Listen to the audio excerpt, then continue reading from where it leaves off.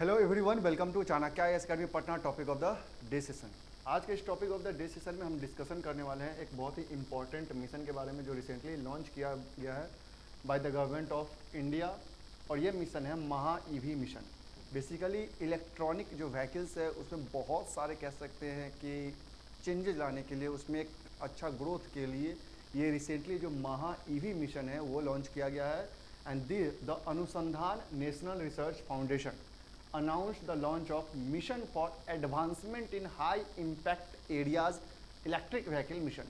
कि जो electric vehicles हैं उनके वैसे एरिया जो हाईली कह सकते हैं कि उनमें एडवांसमेंट से, उन एरियाज में एडवांसमेंट लाने से, रिसर्च एंड डेवलपमेंट को प्रमोट करने से इलेक्ट्रिक व्हीकल पे काफ़ी ज़्यादा इम्पैक्ट पड़ सकता है। वैसे एरियाज को आइडेंटिफाइड करके इस ईवी जो व्हीकल्स है, इलेक्ट्रिक व्हीकल्स है, उन्हें प्रमोट करना है। दैट्स वाई यह मिशन जो है रिसेंटली लॉन्च किया गया है, महा ईवी मिशन। अगर हम इस महा ईवी मिशन की बात करें और इसके ऑब्जेक्टिव्स की बात करें तो एक जो मेजर कुछ ऑब्जेक्टिव्स है is to enhance domestic research and development capabilities on electric vehicles component to achieve a strategic advantage in the field of electric vehicles for self reliance and global competitiveness।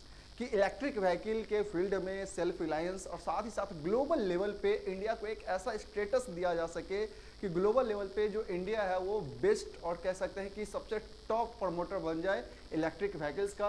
Position India as a hub for development of EV components. और India को एक ऐसा position में लाना है कि वह जो इलेक्ट्रिक व्हीकल से रिलेटेड जो कंपोनेंट है उनको डेवलपमेंट में उसे एक इंडिया को एक हब बनाया जा सके। Technology verticals for establishment of E nodes कि बहुत सारे जो एरियाज है कि कौन कौन से ऐसे एरिया जो हाई इम्पैक्ट एरियाज है, for example tropical EV batteries या जो बैटरी सेल्स की हम बात करते हैं, जो पावर इलेक्ट्रॉनिक्स होते हैं, मशीन्स होते हैं, ड्राइव्स होते हैं, साथ ही साथ जो इलेक्ट्रिक व्हीकल्स जो चार्जिंग इंफ्रास्ट्रक्चर है वो बहुत इंपॉर्टेंट हो जाता है for the EV vehicles. General condition की हम बात करेंगे तो applicant must hold a regular academic research position in a recognized academic or institution or national laboratory recognized institution in India with a proven track record in the relevant domain, and participation of relevant industry PSU startups is mandatory in this scheme। So overall अगर हम इसकी बात करें तो India का जो status है, India को एक हब बनाना है of electric vehicles specially the high impact areas. अब थोड़ा सा डिटेल में डिस्कशन कर लेते हैं। So it focuses on development of key EV technology to reduce dependence on imports, promote domestic innovation and position India as a global leader in the electric vehicle। क्योंकि आने वाले टाइम में जो fossil fuelled जो cars हैं, जो diesel based या petrol based cars हैं, वो सब अब कहीं ना कहीं कह सकते हैं कि क्लाइमेट चेंज को लेकर उनका डिमांड भी कम होगा और ये चीज़ें धीरे धीरे खत्म भी होंगी। तो एक नया कॉन्सेप्ट आने वाला है इलेक्ट्रिक व्हीकल्स की जो हम बात कर रहे हैं, उसमें इंडिया को ग्लोबल लीडर के रूप में से प्रमोट करना है। It is a part of ANRF Advancement in High Impact Area program designed to catalyze multi-institutional, multidisciplinary and multi-investigator collaboration to tackle critical scientific challenges, aims to accelerate technological advancement in key sectors that have a high impact on nation's future growth, to create a global standing in the area। It is concentrating on 3 critical technology. कौन कौन से 3 critical technology है तो just हमने discuss किया tropical EV batteries या जो battery cells हैं, अपार्ट फ्रॉम दैट जो पावर इलेक्ट्रॉनिक मशीन्स और ड्राइव्स है, और इलेक्ट्रिक व्हीकल जो चार्जिंग इंफ्रास्ट्रक्चर है जो बहुत ही इंपॉर्टेंट सेगमेंट कह सकते हैं कि होता है इलेक्ट्रिक व्हीकल सेक्टर्स के लिए। तो ये 3 क्रिटिकल कह सकते हैं हाई इम्पैक्ट एरियाज है जिसमें इंडिया को हब बनाना है और ग्लोबल लीडर के रूप में प्रमोट करना है।